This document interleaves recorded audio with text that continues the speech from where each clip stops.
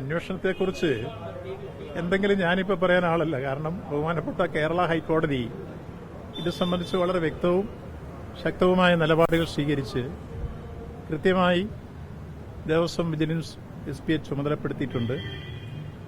ഗൗരവത്തോടുകൂടി അത് അന്വേഷിച്ച് സമഗ്രമായ അന്വേഷണം നടത്തി റിപ്പോർട്ട് സമർപ്പിക്കാൻ, ഒപ്പം അതിന് മേൽനോട്ടം വഹിക്കാൻ ഒരു ജഡ്ജിയെ കൂടി ചുമതലപ്പെടുത്തിയിട്ടുണ്ട്.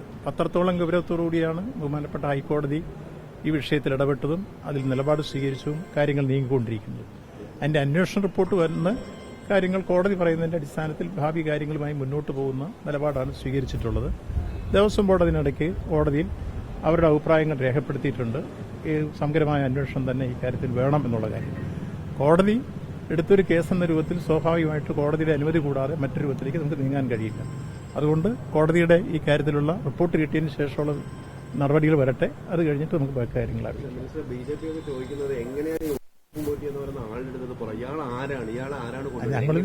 നമ്മളും ചോദിക്കുന്നത് ഇത് തന്നെയാണ്. അതിന്റെ പിന്നിൽ ആരൊക്കെയാണെന്ന് തെളിയിട്ട് പുറത്തോട്ട് വരട്ടെ.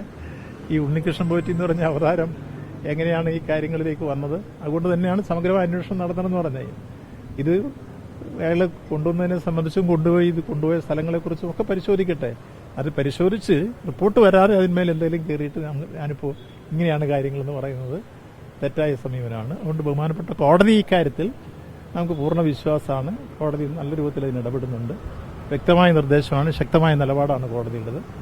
അത് സംബന്ധിച്ച് ഇപ്പോൾ ഏത് തരത്തിൽ കോടതി പുതിയ നിർദ്ദേശങ്ങൾ വെച്ചാലും അത് സ്വാഗതം ചെയ്തുകൊണ്ട് തന്നെ മുന്നോട്ട്. അല്ല, അത് ഉണ്ടോന്നുള്ളതും പരിശോധിച്ചുകൊണ്ടിരിക്കുകയല്ലേ. ആരുടെയെങ്കിലും കുറ്റക്കാരനാണെന്ന് വരാതെ ഞാൻ കയറി അവർ കുറ്റക്കാരായിരുന്നു ഞാൻ പറഞ്ഞത് ശരിയാണ്. അതുകൊണ്ട് ഈ വിഷയത്തെ സംബന്ധിച്ചോളം പരിശോധനാ റിപ്പോർട്ട് ബഹുമാനപ്പെട്ട കോടതിയുടെ മുമ്പാകെ അവർ ഇത്ര ദിവസവും കൊടുക്കണമെന്ന് പറഞ്ഞിട്ടുണ്ട്. അത് വരട്ടെ. വന്നു കഴിഞ്ഞതിന് ശേഷം നമുക്ക് ബാക്കി കാര്യങ്ങൾ പ്രതികരിക്കാം. അങ്ങനെ മുന്നോട്ട് പോകുന്നതാണ് ശരി.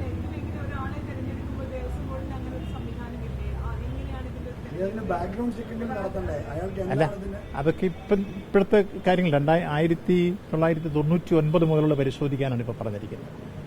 അന്ന് ഈ കാര്യങ്ങൾ എങ്ങനെയായിരുന്നു എന്നുള്ളതെല്ലാം നമ്മൾ പുറകോട്ട് അല്ല ഇപ്പോഴിപ്പോൾ 2019 കൊടുക്കുമ്പോഴായിരുന്നാലും ഇതെല്ലാം എവിടെയെങ്കിലും ഫൗൾ പ്ലേ ഉണ്ടോയെന്ന് കണ്ടെത്താൻ വേണ്ടിയാണ് അന്വേഷണം. അല്ല പിന്നെ അന്വേഷണം പ്രഖ്യാപിക്കേണ്ട കാര്യമില്ലല്ലോ. അതുകൊണ്ടാണ് കോടതി വ്യക്തമായി തന്നെ കൃത്യമായി ദേവസ്വം ബോർഡിന്റെ വിജിലൻസിനോട് സമയബന്ധിതമായി ഈ കാര്യത്തിൽ ഇടപെട്ട് റിപ്പോർട്ട് സമർപ്പിക്കാനാണ് പറഞ്ഞിരിക്കുന്നത്.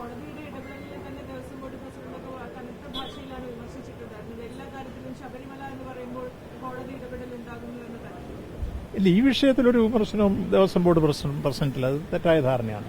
ദേവസ്വം ബോർഡ് പ്രസിഡന്റ് അതിനെ സ്വാഗതം ചെയ്യുകയാണ് ചെയ്തിട്ടുള്ളത്. നിശ്ചയമായും ഈ കാര്യത്തിൽ കോടതി നിർദ്ദേശിച്ചനുസരിച്ച് ബാക്കി കാര്യങ്ങളെ മുന്നോട്ട് പോകുന്ന അദ്ദേഹം പറഞ്ഞതായി ഞാൻ മനസ്സിലാക്കിയിട്ടുള്ളത്. ഗവൺമെന്റ് നിലപാട് ഞാൻ നേരത്തെ തന്നെ പറഞ്ഞിട്ടുണ്ട്. ഇല്ല, ആര് കൊണ്ടുപോയാലും അവരെ പിടികൂടുക എന്നുള്ളതാണ് ഈ കാര്യത്തെ സംബന്ധിച്ചുള്ള നമ്മുടെ നിലപാട്. ഏതായിരുന്നാലും ഇപ്പോൾ ഉണ്ടായ സംഗതിയല്ല, 2019 ഒരു സംഭവമാണ്. ഇപ്പോൾ ഇതിന്റെ പുറകോട്ടുള്ള പരിശോധനയ്ക്കൂടെ ഇടയായി വന്നിട്ടുള്ളത്. പരിശോധിച്ച് വരട്ടെ. റിപ്പോർട്ട് വരുമ്പോൾ ആ റിപ്പോർട്ട് വരുന്നോളം വരെ നിങ്ങളൊന്ന് കാത്തു നിൽക്കുക. നമുക്കെല്ലാം കാത്തു നിൽക്കുക. അന്വേഷണം ഏതായാലും നടന്നില്ലെങ്കിലല്ലേ പ്രശ്നമുള്ളൂ. ഇപ്പോൾ സമഗ്രമായ അന്വേഷണമാണ് നിർദ്ദേശിച്ചിരിക്കുന്നത്.